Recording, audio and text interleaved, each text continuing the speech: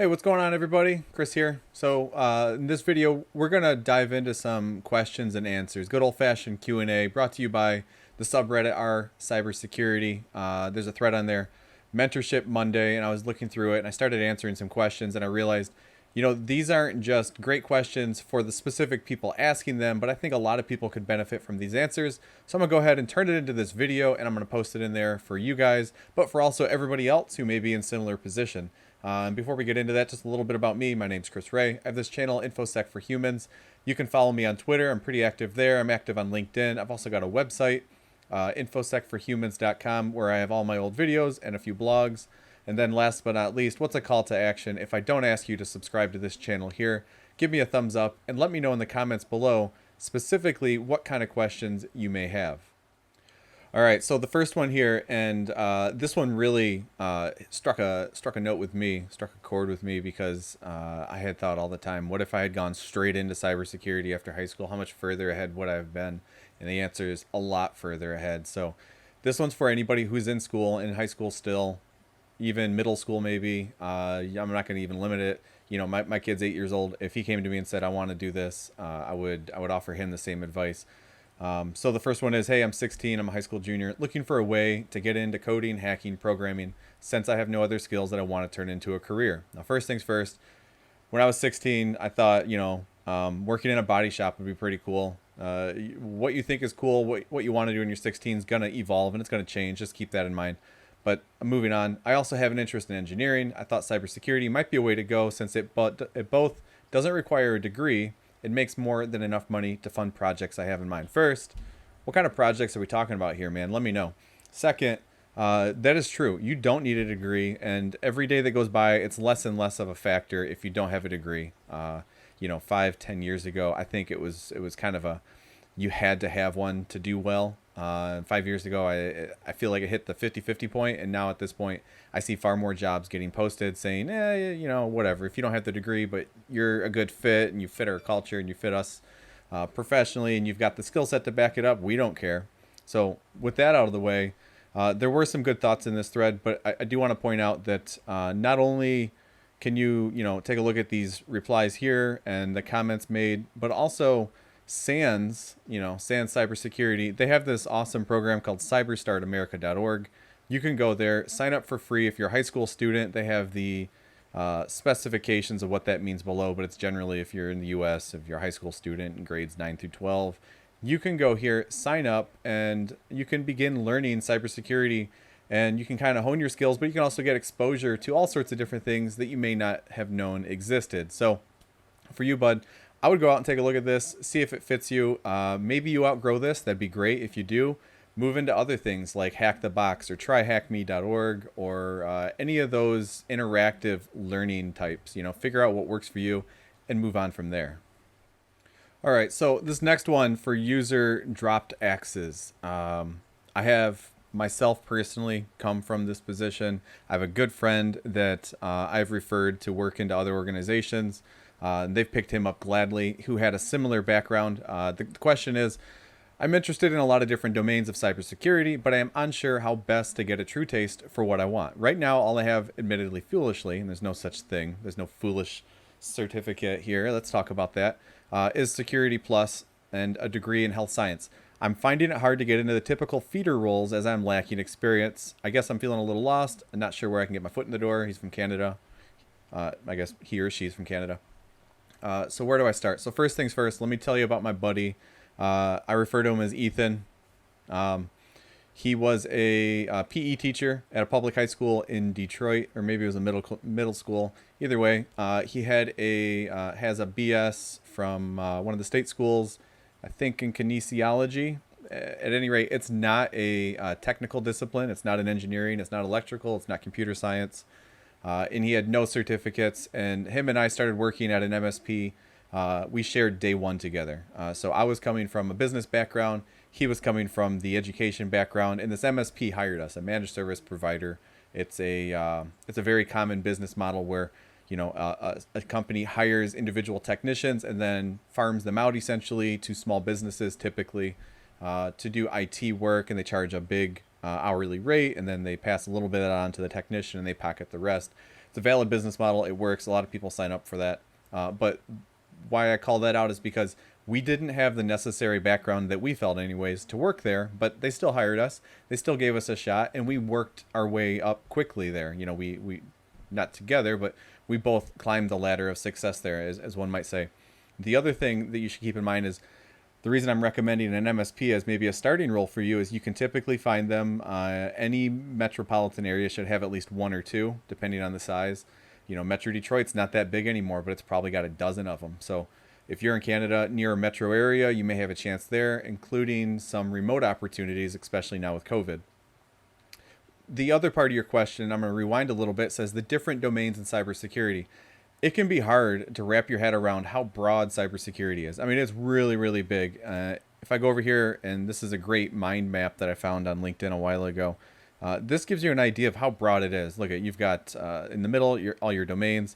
Up here you got security architecture, you got your frameworks and standards, career development, risk assessment. You've got governance, which is a big one.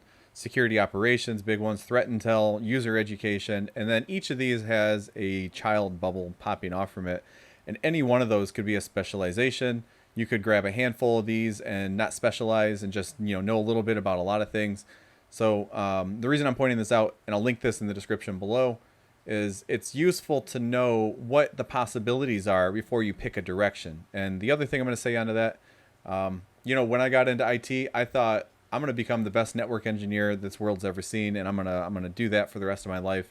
And I got 2 or 3 years into that, and I realized networking is awesome, but I really enjoy security a lot more, and I pivoted 100%. So what you pick now, be ready to pivot, be ready to change. The thing you need to realize is these skills stack. So even though you may pick one domain and then you pivot to another, it's not like you're starting over.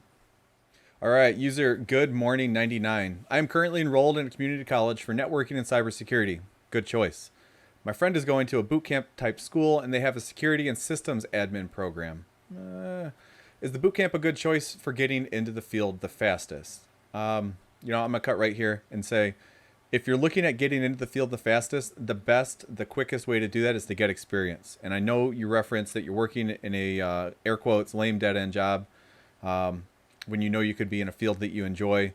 If at all possible, I would make that transition now. And it doesn't have to be into cybersecurity. It just needs to be into tech in one way or another.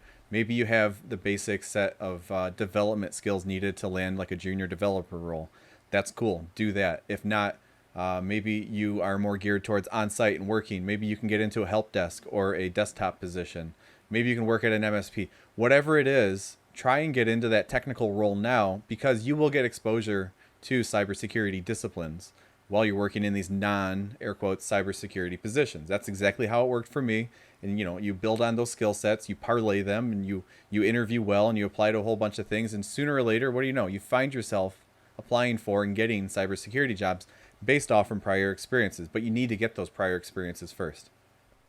I love these usernames. All right, for user, I kick your ass.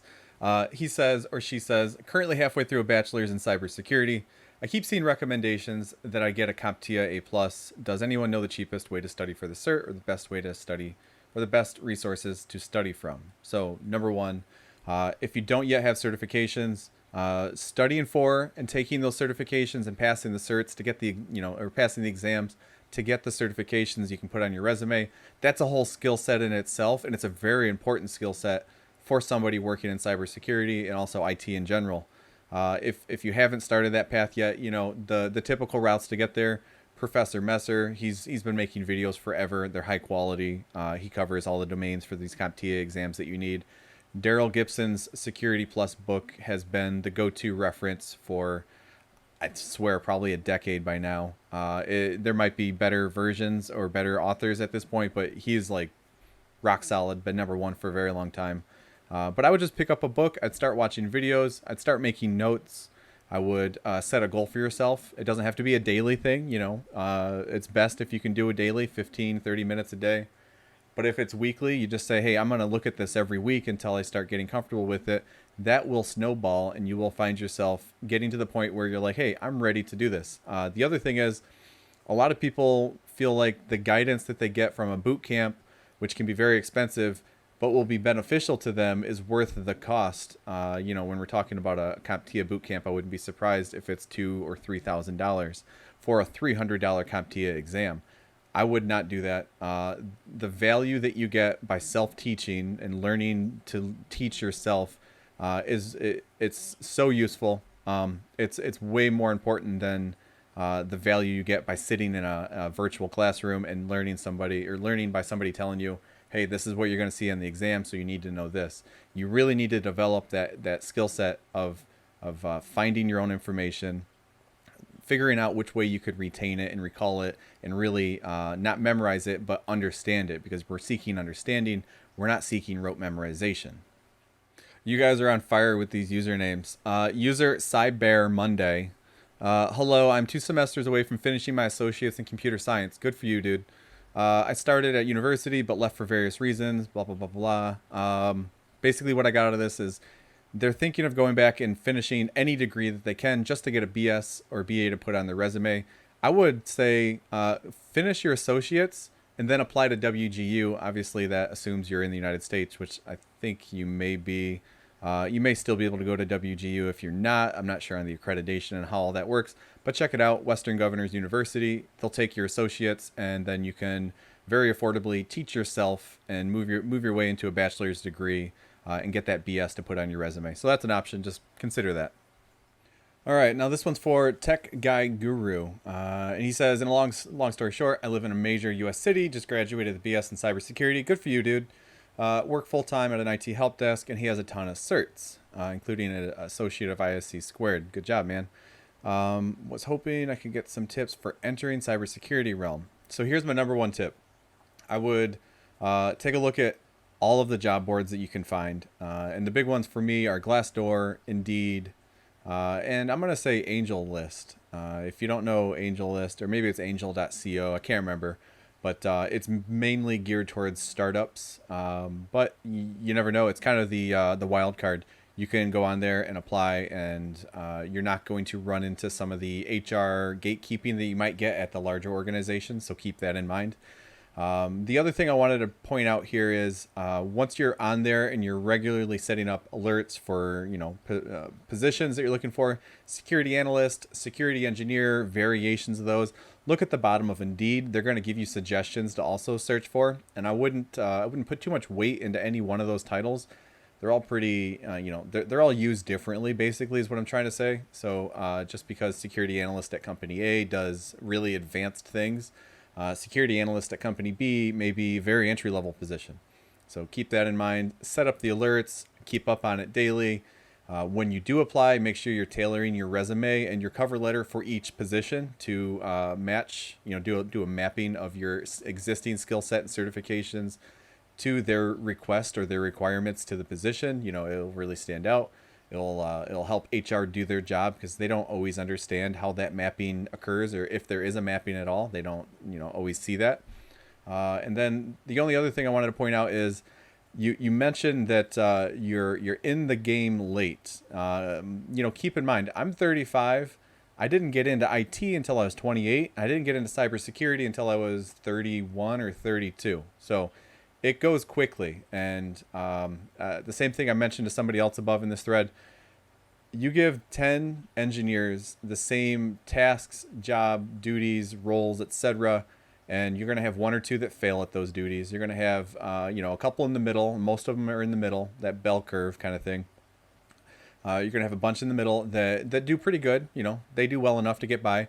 And then you're going to always have 10% that are just excelling, and they're kicking ass, and they're doing really well.